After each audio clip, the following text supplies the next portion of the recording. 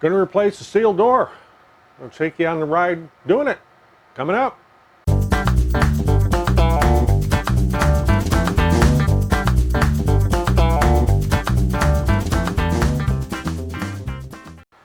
I'm Roger and welcome to the shop. And if you saw my video I posted a week or two ago on putting a keypad lock on a door, I had done it on the garage on our house, and I had mentioned that that door was going to get replaced and we were going to do it in the spring. Well, we have this really weird stretch of weather going on right now here in northern Illinois. It's today's November 4th, and it is going to be in the 70s, and that's odd. In fact, yesterday it was 70 degrees, so I got the new door prepped, and I'm going to take you out and show you how I do that.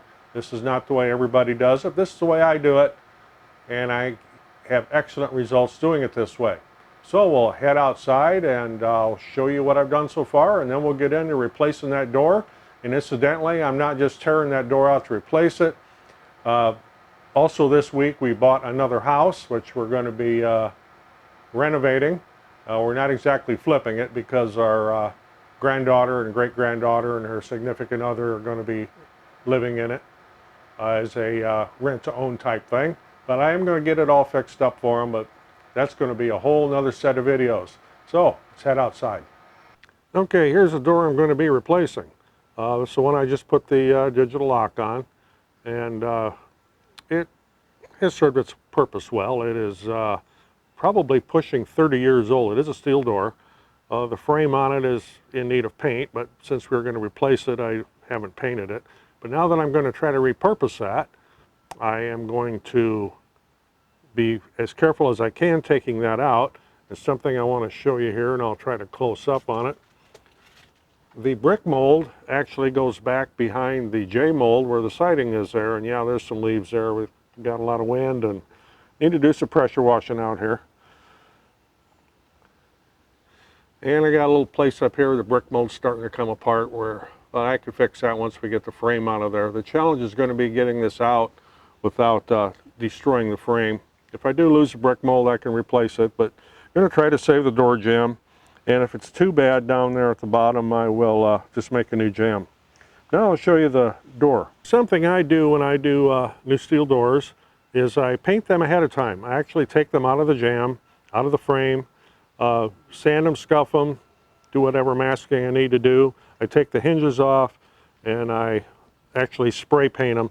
You can also paint them with a roller or a brush, but you always get a little bit nicer finish when it's spray painted. And since we're not using a deadbolt on this, there's a little bit of a blank there. We're just having the keypad. There's no super security in there. And this door has the grill inside the glass, so it's going to be a big improvement instead of trying to wash all the little panes in between the grill and then have the Windex or whatever run down into the next one. So if you've ever done that, you know what I'm talking about. Then on the frame, that's also pre-painted, and I'll put a finish coat on it once we get it all mounted, because I'll be putting some screw holes in the jamb, etc. And a couple little holes to fill after we caulk. I do mask around the bottom down there. So next thing you need to do is get that old door out of there. Okay, after getting the door off and doing a little bit of further review and getting up close with some things, I'm not going to be reusing the frame. It's rotted pretty bad down here at the bottom, and it's probably from salt that runs off of cars in the wintertime. And we're in the north, so we get salt. And then when the wife parks her car in here and that melts, it kind of seems to run over here to this corner, as you can kind of see from the discoloration on the floor, which I'll get to clean up. There's the other side. It's also rotted there pretty bad. So yeah, I could build a new frame and use it for the door, but we got some issues with the door. So here's the door, and as you can see, this is the bottom of it. And as you can see on this side over here, we got some rust right below where that little shadow is, where it's kind of started to rust through. And the bottom is a bit rusty, but the biggest issue here is the bottom board is just completely rusted apart. And these doors are not that expensive. I can get another door for $100. So, and that includes the jamb. So this one here is going to be going to the scrap yard. I will take the grill off of it though. because I've got one other door that's got a broken piece of plastic on the grill. I'm going to use that grill for it. So with that said, now I know that I'm not going to be retaining any of this stuff here. I can be a little bit rougher with taking this old jamb out and cutting all the nails off, getting the old threshold off the floor, and getting the new jamb put in place. Okay, I've got all the old door jamb tore off. One minor casualty there when I found the end of a nail I didn't think was there, but it was, and it poked me, and yes, it drew blood. Next, I need to get this cleaned up. I do have one advantage here in hanging this door that you may not have if you're doing one. Since I built this house, when I built it, I made sure that every door jamb or door rough framing and window framing in this house was perfectly square and plumb. Takes a little bit of extra time when you go to put the finished product in, your doors and windows, etc. It's really nice if they're already square and plumb. You don't have to screw around with shims quite so much. So this will be a little bit of a tight fit because I need to get that brick mold in underneath that J channel on the side. But next I'll be getting this set up to do a little bit of a test fit with the frame. If everything fits well, I'll put the silicone under the threshold and get this thing set in place. Yeah, I'll double check this here, and perfectly plumb. Little hint when you're using a level, if you use one of them little short torpedo levels and well, it looks like it's really close. Well, anything that's out will multiply over length. So when I'm hanging a door, I really like using this 6-foot level because it's not going to lie to you, and there's not going to be any of that little bit of cheating stuff. Let's give this a little test fit. So I had an interruption when I was getting ready to get this door frame in yesterday. It's now the next day, hence the wardrobe change. I do have the frame set in place, and it was just ever so slightly taller than the old one, so therefore my drip cap and J channel is going to have a little bit of work up there, and I cracked the little siding corner, but I have more off to pull that piece of siding off and do a little recut, but not a big deal. But getting back to the door, I've got it kind of held in place here with a couple clamps. I don't use nails when I hang my doors. I use screws. The reason being, if somebody at some time needs to replace that door or take it out, it's a whole lot easier to get them screws out than it is to pull nails out. I know when I pulled this old frame out, when I originally put this in, I had nailed it, and yeah, I had fun getting all the nails out. One thing you'll get with your door, usually on a pre-hung door, is you'll get a couple of long screws. Those go through the top hinge and into the jamb frame on the hinge side. That will prevent this from sagging or moving or anything. Now this is an unconventional way to hang a door. Normally you would leave the door pre-hung in the frame, set it, and I'll be doing another video on how that operation works when you're doing it all in one piece. On this other house we bought, I've got some doors to do there. So we'll have a little update on a different way to put a door in. This is the way I like to do it because I could pre-finish the door that way. I could pre-finish the frame, and I'll still put a final coat on this after I do some caulking and after I get everything hung. But what I do first is I'll get the hinge side anchored to the door jamb framing, and I'll make sure it's square and plumb, and which I've done already, as I did that yesterday. Make sure that everything here is plumb. Then I hang the door on the hinges, and I can adjust anything I need to on the door strike side with shims.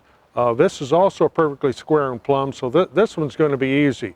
When I get into this old house that we bought, it's not going to be quite so easy because I'm sure nothing there is square or straight or plumb or anything. But get some screws in this and get this side anchored and hang the door on it.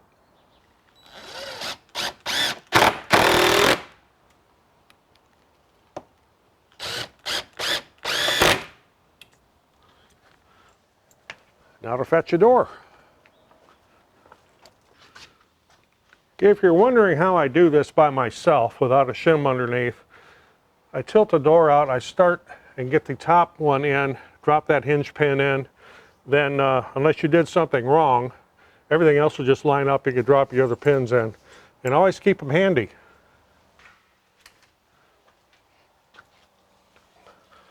Another little hint is have a hammer with you to tap the pins in so you don't have to try to use a pry bar.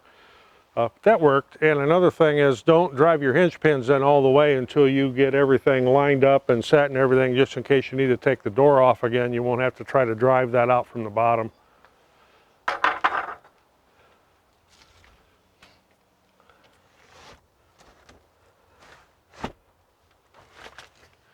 And I need to do a little bit of adjusting over here.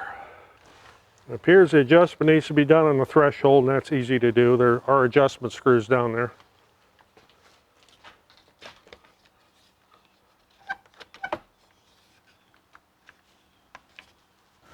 Something else you will need are some shims, and you can buy, this is a big pack because like I said, I have a bunch of doors coming up here shortly to do.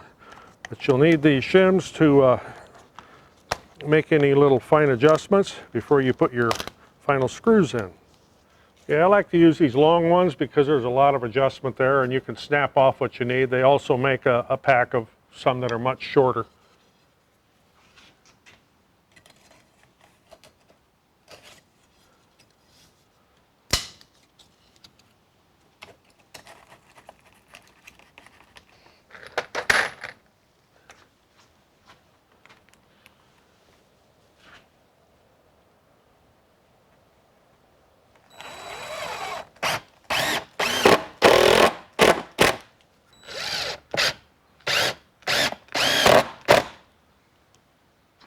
You definitely want to have shims by where your door strikes are.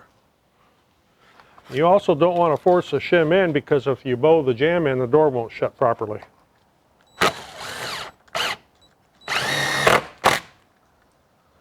I'm using clamps. The inside wall here is already finished. If you're working on something that's not finished, you won't be able to use these clamps unless you put some type of shim on the back side of it.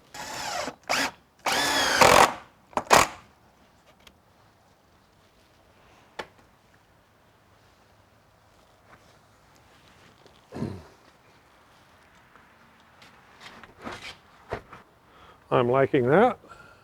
Now I'll just have to put the door lock and the door strike back together. So there we have it. New door. Works. And as I said earlier, this is not the conventional way to hang a door, but this is one way to do it. I'll be showing you some of the other ways to do it when I start working on that other house. I already knew that everything was going to be square and plumb here, so this was kind of a no-brainer for me.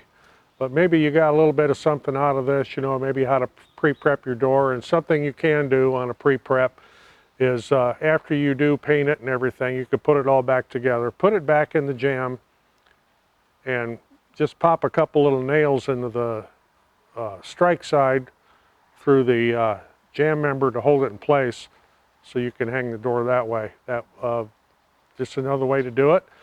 Since I'm working by myself, as I usually do, that's an awful lot of weight for me to try to wrestle all at once. So this other house, I'll probably have some help. At least I hope I'll have some help.